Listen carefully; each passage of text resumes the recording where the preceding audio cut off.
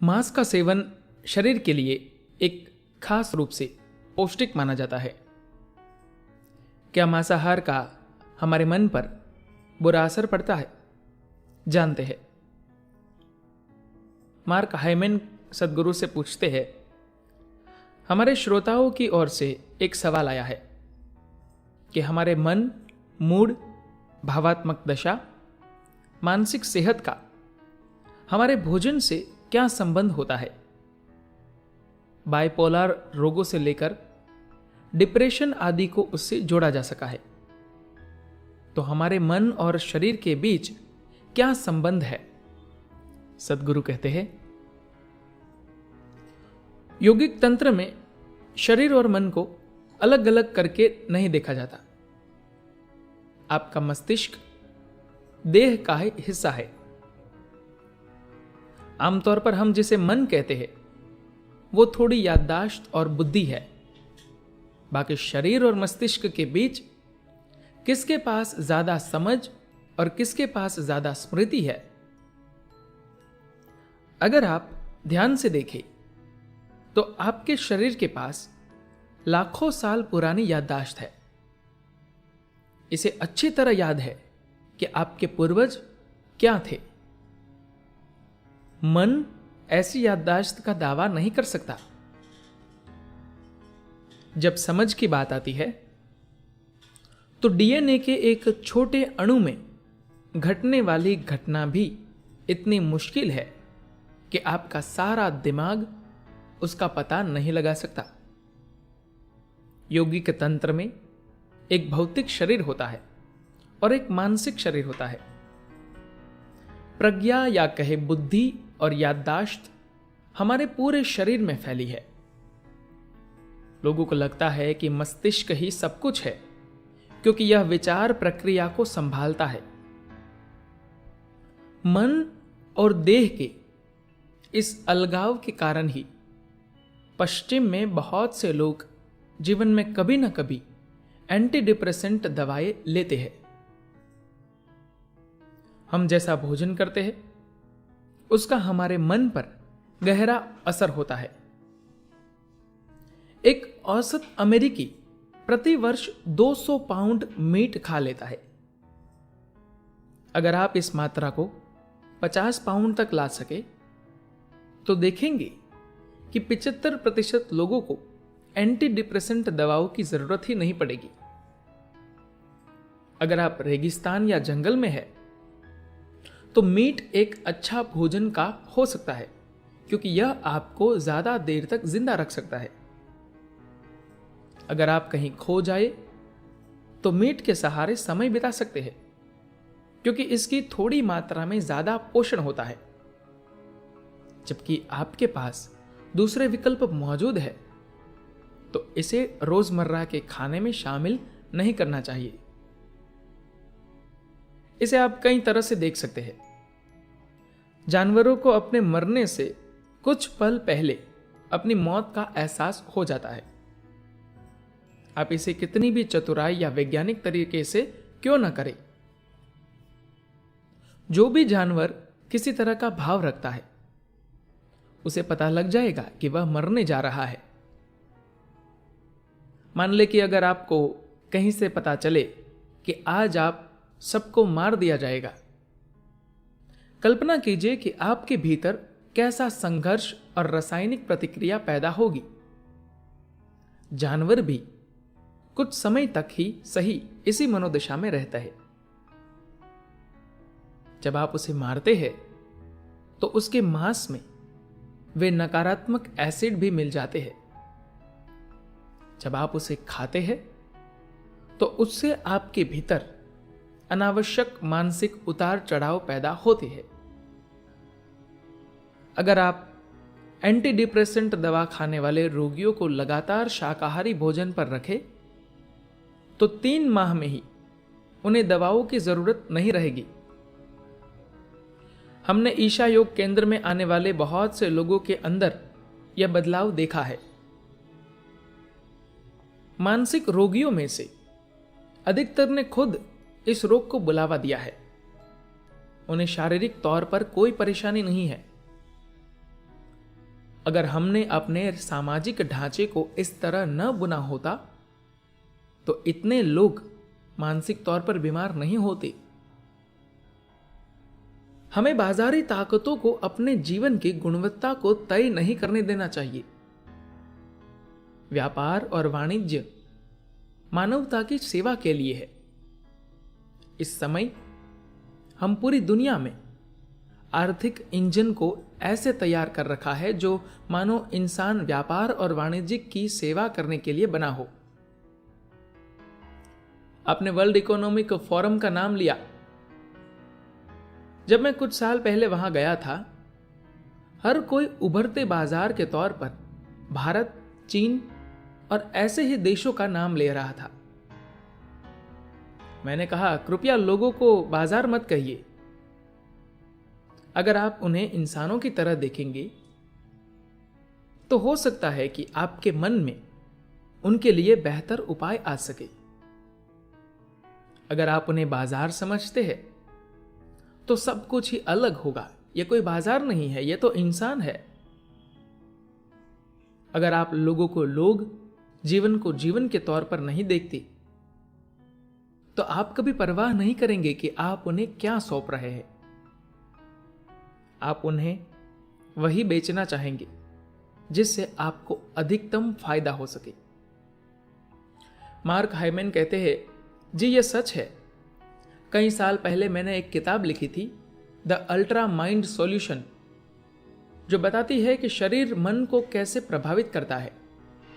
मैंने देखा कि जब मैंने लोगों के संपूर्ण स्वास्थ्य पर काम करना आरंभ किया तो उनके मानसिक रोग भी कम होने लगे। मैंने जो किया उसे फंक्शनल मेडिसिन कहते हैं। यह सेहत रचने का एक विज्ञान है जो काफी हद तक वैसा ही है जैसा हमें सद्गुरु बताते हैं। जब मैं ऐसा करने लगा तो मैंने पाया कि लोगों को डिप्रेशन से मुक्ति मिली और उनके बाइपोलर रोग में सुधार हुआ। मैंने देखा कि उनके रोग के मूल में भोजन ही मुख्य कारण था। दरअसल अधिकतर लोग असली भोजन नहीं करते, वे भोजन जैसे पदार्थ खाते हैं जिन्हें भोजन का नाम दिया जाता है।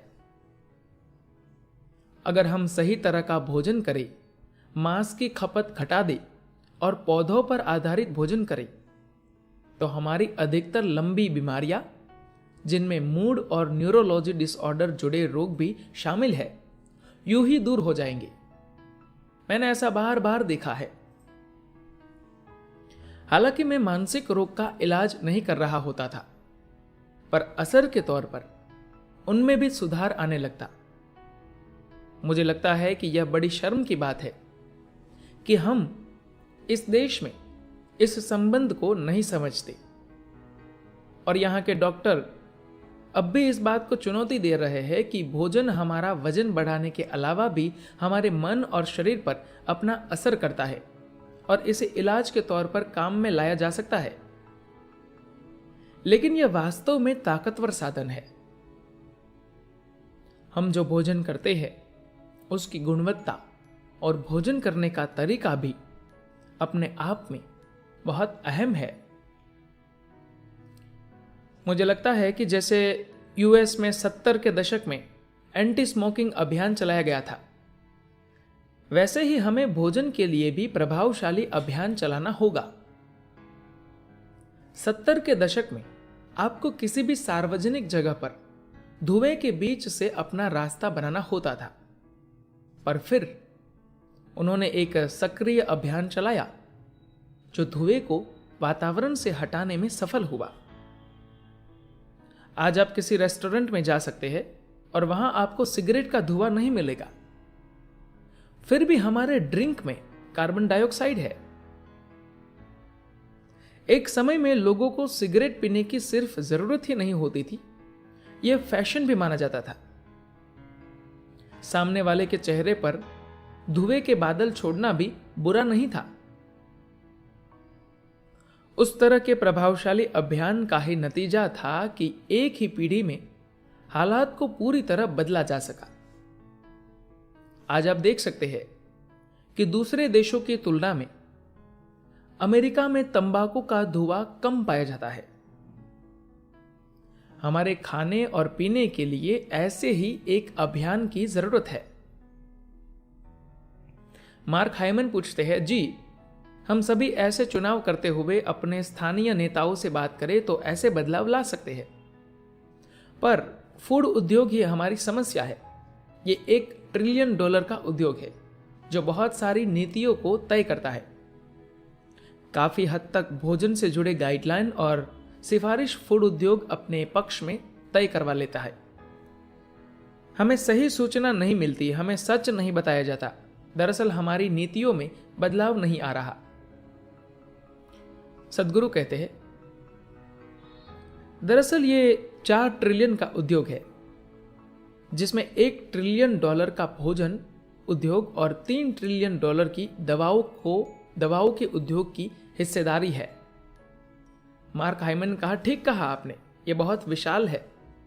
जब माइकल बुमबर्ग न्यूयॉर्क के मेयर थे तब उन्होंने कुछ नीतियों को बदलने की कोशिश की, जैसे सोडा पर टैक्स लगाना, लेकिन वे इसे पास नहीं करा सके। सोडा टैक्स कोल्ड ड्रिंक्स पर लग सकने वाला टैक्स है जिससे मोटापे के असर को कम किया जा सकता है। वे एक अध्ययन में देखना चाहते थे कि जब आप सोडे के लिए फूड स्टैंप बांटने को सीमित करते हैं तो क्या होता है। अमेरिका में निर्धन हर साल $4 बिलियन के फूड स्टैंप का प्रयोग करके सोडा खरीदते हैं और फिर सरकार दवाओं और सोडे पीने से होने वाली मेडिकल दिशाओं के इलाज का खर्च देती है। USDA के कृषि विभाग ने उन्हें पायलट स्टडी तक नहीं करने दी, तो वे मेक्सिको चले गए और उन्हें कुछ प्रमुख नीतियों में मदद कर रहे हैं, जैसे सोडा और sugar tax, junk food tax और फूड लेबलिंग आदि, ताकि आप सही मायनों में जान सके कि आपका भोजन आपके लिए सही है या नहीं। अच्छा बताने के लिए हरा, पीला तो के सावधान करने के लिए, नुकसान का इशारा करने के लिए लाल रंग हो सकता है। वे चाहते थे कि स्कूल से ऐसा भोजन हटा दिया जाए जो बच्चों के लिए ठीक न हो और उस खाने की मार्केटिंग न हो जो सही मायनों में फूड ही नहीं है। ये नीतियां ऐसी है जो सारी दुनिया में कारगर हो सकती है।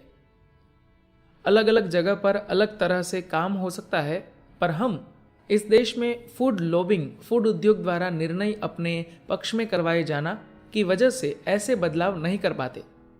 अगर हम सभी अपने परिवार में ऐसे बदलाव कर सके, अपने समुदाय और दोस्तों के बीच बदलाव ला सके, तो हम ग्लोबल चेंज यानी वैश्विक स्तर पर बदलाव देख सकते हैं। सद्गुरु कहते हैं, यह केवल नीति निर्माता या नेताओं के बस की बात नहीं है। अगर हर किसी को यह पता हो कि उनकी भौतिक और मानसिक सेहत उचित खाने और खाने के तरीके से बदल सकती है, तो हम नेताओं को भी बदल देंगे। मार्क हाइमन ने कहा, ठीक कहा आपने, हमें अपने फूड सिस्टम में बदलाव लाना होगा। सेहत का ख्याल सिर्फ स्वास्थ्य सेवा के माध्यम से नहीं रखा जा सकता है। मूल रूप से इसका ख्याल हमें अपने भोजन तंत्र से रखना होगा। हमें दो पक्षों को एक साथ लेकर चलना होगा, एक सजग राष्ट्र का निर्माण और भोजन तंत्र में बदलाव। धन्यवाद।